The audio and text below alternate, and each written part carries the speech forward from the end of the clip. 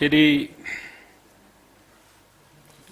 Kadakampalli Surendran, Minister for Cooperation, Tourism and Devaswam, Government of Kerala. Shri Joy Abraham and Srimati P.K. Srimati Teacher, my dear colleagues in Parliament. Shri O. Rajgopalji, Member of Legislative Assembly and also icon for BJP members in the whole country. Professor M.S. Valyathan, National Professor and also icon for the medical profession. Shri K.M. Chandrasekhar, President of the Institute. Professor Asha Kishore, Director of the Institute. Dr. H.K. Verma, Head PMT Wing. Respected poem Thirunal Gauri Parvati Bai and respected Aswati Thirunal Gauri Lakshmi Bai. Esteemed faculty members, staff members, former directors, former teachers, ladies and gentlemen, members of the media. Well, friends, this is a very, very privileged moment for me. I don't remember that in my 25 years of public life I have ever inaugurated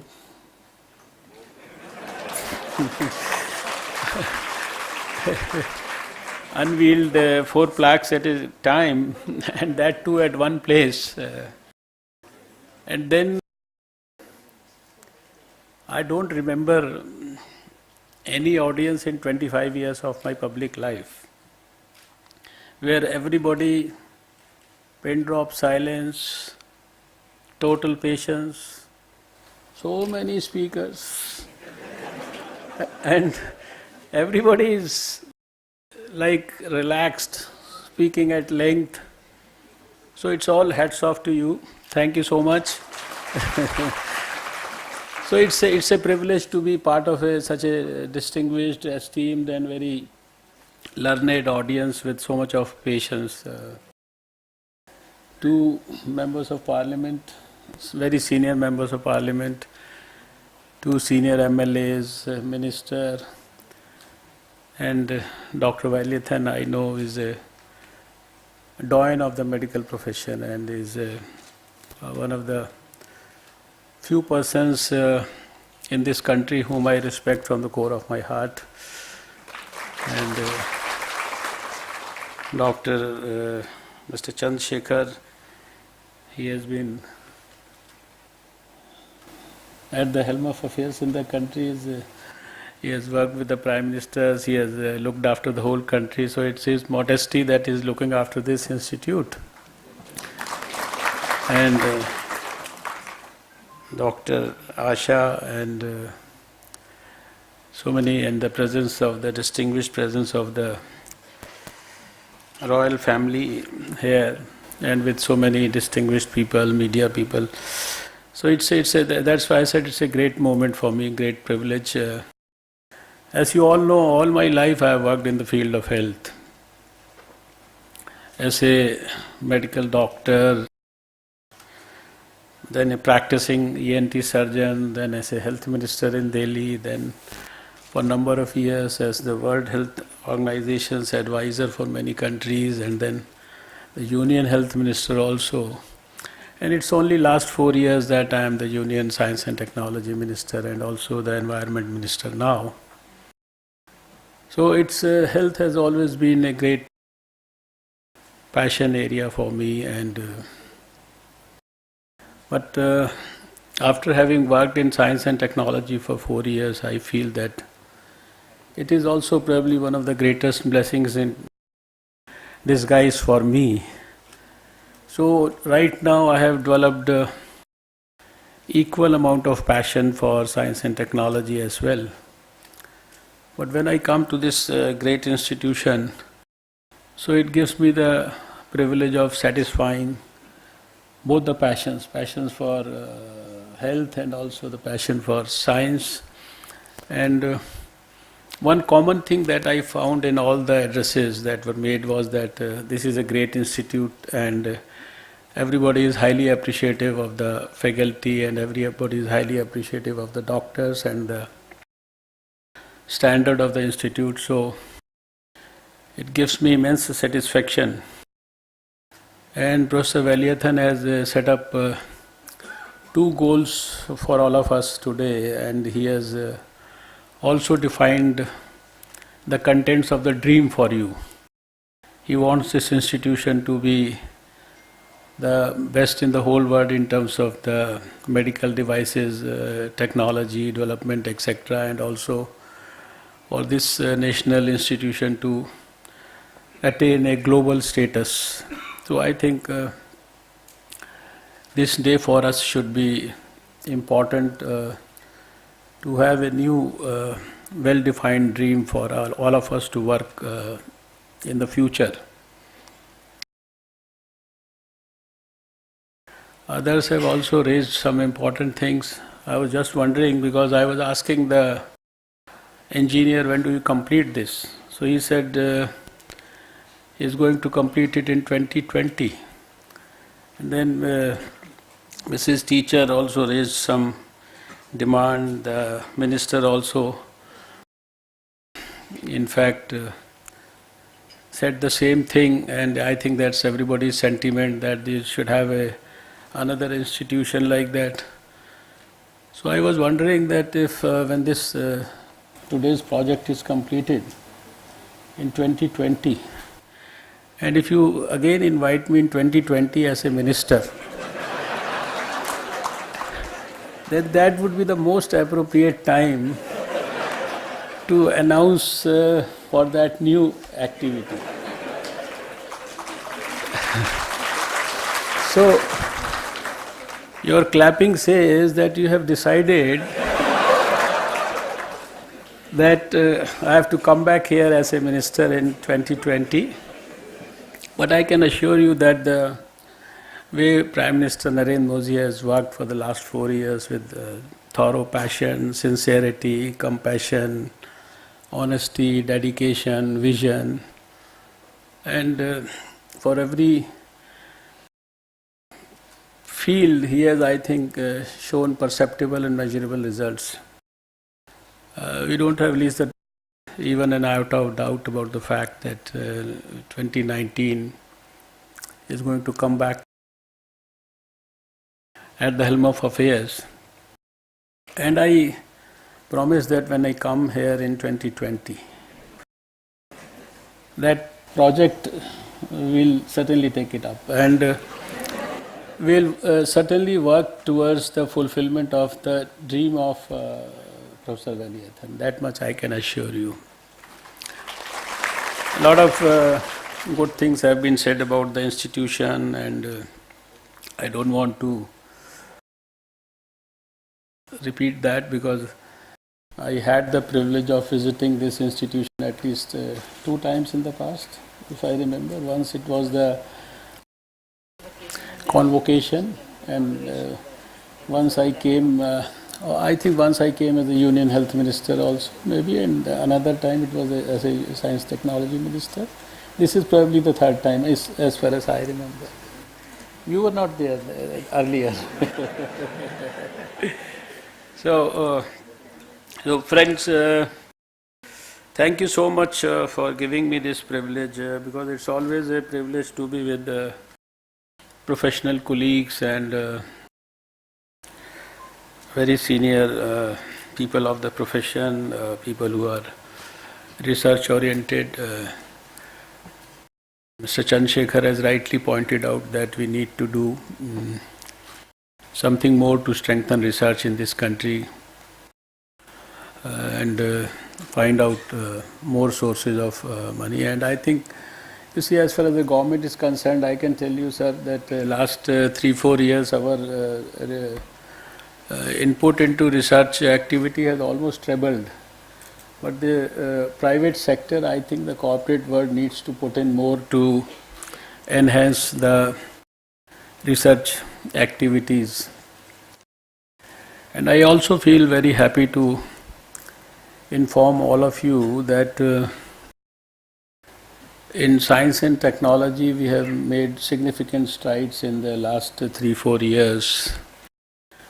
And if I give you a broad overview of the parameters on which the progress of science and technology is evaluated internationally, you will find that at most of the places we are amongst the first 10 nations in the whole world.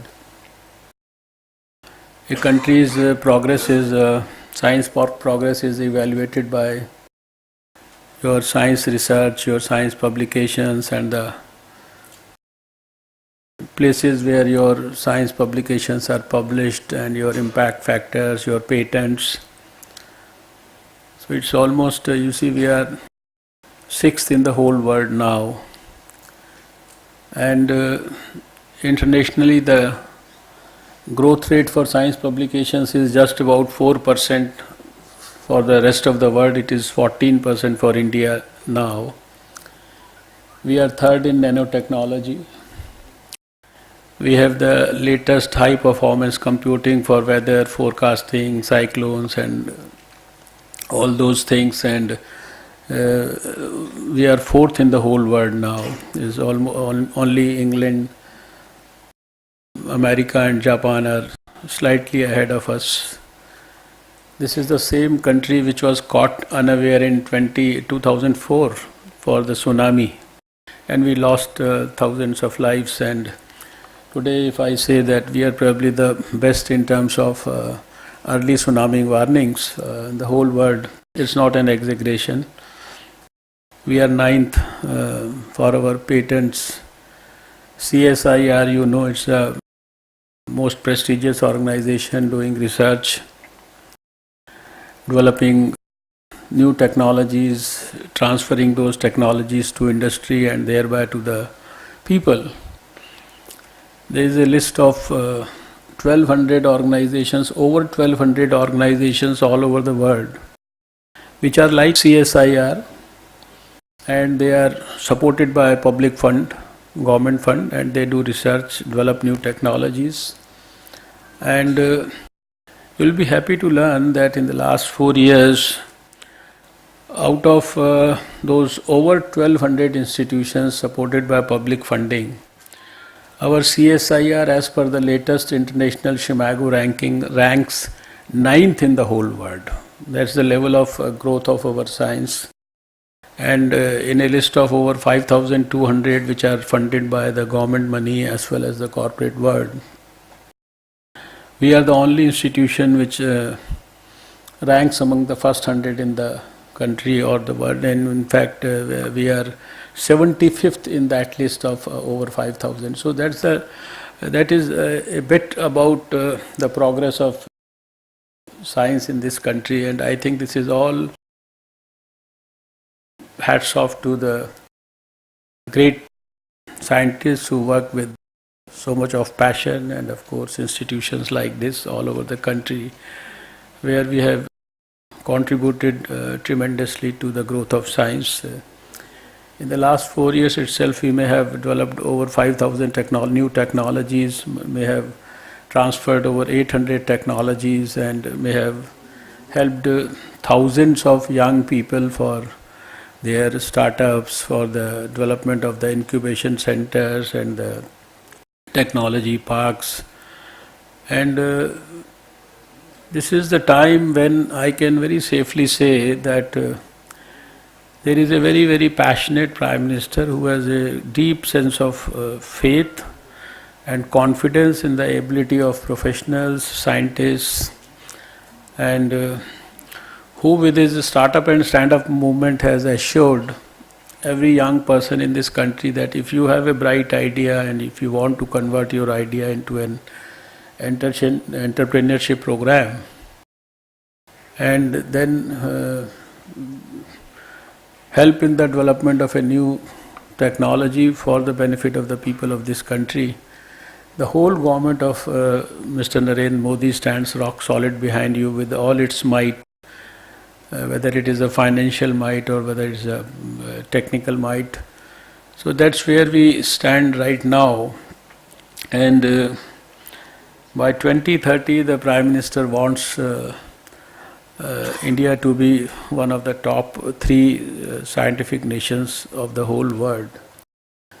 As a Science and Technology Minister, I enjoy the privilege of sitting across the table with the scientists and the scientific administrators of most of the developed countries of the whole world, including US, UK, South Korea, Japan, Israel, and virtually every developed country that you can think of. And nowhere do we feel that we are inferior to anybody else in the world. That's the level to which we have actually grown in last few years. So it's a privilege to be working with the scientific community, and I always feel proud. I used to feel proud about our medical community, and then it's now the scientific community and the medical community together. They are working wonders, and so many good things are being developed with the help of this. And I wish that this association with of the clinicians, with the engineers and also the scientists, this combination of this trio, this should be institutionalized all over the country for better results. And maybe people like Professor Valiathan can take a lead in guiding the powers that are in the system and the administration to help us in institutionalizing this. It's happening at a smaller level, on a smaller scale, but there has to be a mechanism where an engineer goes to a medical college, a clinician goes to a scientific lab, and a scientist also goes to a clinician's clinic and an IIT once in a while. So, and that's going to make it will certainly scale up what all we are able to see here also in terms of showing or showcasing to the rest of the world. So friends, I am really delighted to be with you today to formally launch these four major initiatives of the Institute. The Swasthya Suraksha block under the Pradhan Mantri Swasthya Suraksha Yojana, the combinational devices block, the Regional Technical Resource Center for Health Technology Assessment, and the Data Center. It is important that the significance of this singular event is not lost on us. To understand its true import, we need to travel back in time briefly and look at the origins of this institution to gauge how the present relates magnificently to the past in an amazing continuum. And I think Professor Valiathan very rightly mentioned about it, and he mentioned our journey for the future also. Shri Chitra has had an incredible journey through time, a journey of innovation that commenced in the 70s and flourished through the toughest of challenges. In those times, complex surgeries of the heart and brain were performed only in a very few centers, and an entrepreneurial medical technology sector was non-existent in India. There was a crying need in the country for import substitution, particularly in the domain of healthcare that relied overwhelmingly upon medical devices at unaffordable costs. It was against this dismal backdrop that the idea of Sri Chitra was conceived, an idea that was perceptibly rooted in the plight of the sick poor. Dr. Valiathan, who steered the institute to its position of preeminence, had in one of his articles succinctly summed up the vision and mission the very reasonator of Sri Chitra Tirunal Institute. He wrote, and I quote, "It is not the hospital, as there are many equally good, nor is it the faculty, as there are others as well qualified.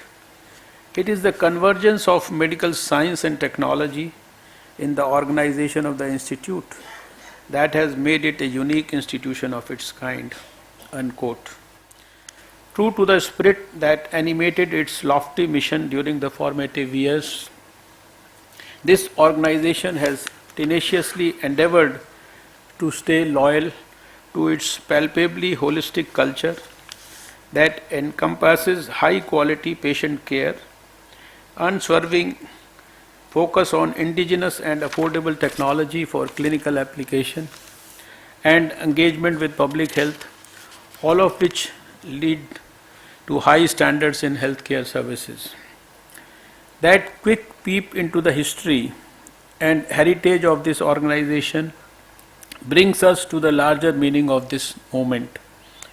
Today, as we take a decisive step towards the expansion of two defining dimensions of this institution, hospital services and the medical device development program, we witness a commendable continuity of purpose that is built into the very fabric of this institution, a commitment to the core values that were spelled by Professor Valyathan decades ago and are pursued today with equal verve by Professor Asha Kishore and Sri Chandrasekhar.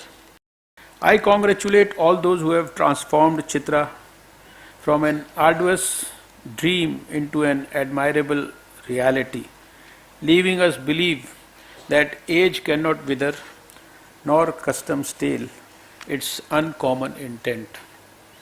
On an occasion like this, as you set out to scale up both hospital services and medical device development, it is important to take stock of the healthcare scenario in the country with reference to the burden of disease and the status of the medical devices sector, and examine the relevance or role of a science and technology institution in this context. The heightened stress on health, the dramatic increase in the number of hospitals across the country, increasing awareness among people about health and disease, and eradication of killer afflictions such as polio and smallpox speak of our firm resolve to use science and technology for national development as well as human development. All of these have significantly increased the average life expectancy of our countrymen in ways that were perhaps inconceivable soon after independence. We can legitimately be proud of our achievements in these spheres. But we need to move on at an even faster pace because we live in an age of acceleration that could be ruthless to those who fail to keep pace. India is currently experiencing a rapid health transition. There is an unfinished agenda of addressing issues such as infectious diseases, nutritional deficiencies, escalating epidemic of non-communicable diseases, accidents, and safe motherhood. Overall, communicable diseases contribute 28% of the entire disease burden, non-communicable diseases 60%, and injuries 12% of the country's disease burden. Of particular relevance to Sri Chitra is the rising occurrence of non-communicable diseases, especially those related to cardiology and neurology that are a public health challenge. World Health Organization estimates that these diseases with mostly preventable risk factors account for 60% of all deaths and significant morbidity in India. Despite intervention in the form of the National Program on Non-Communicable Diseases, the efforts are nascent and need to be augmented and integrated. For diseases like diabetes, cardiovascular ailments, and stroke, non-communicable diseases require renewed focus on prevention and management while integrating Ayush. The National Health Policy of 2017 addresses the urgent need to improve the performance of health systems within the global context of sustainable developmental goals.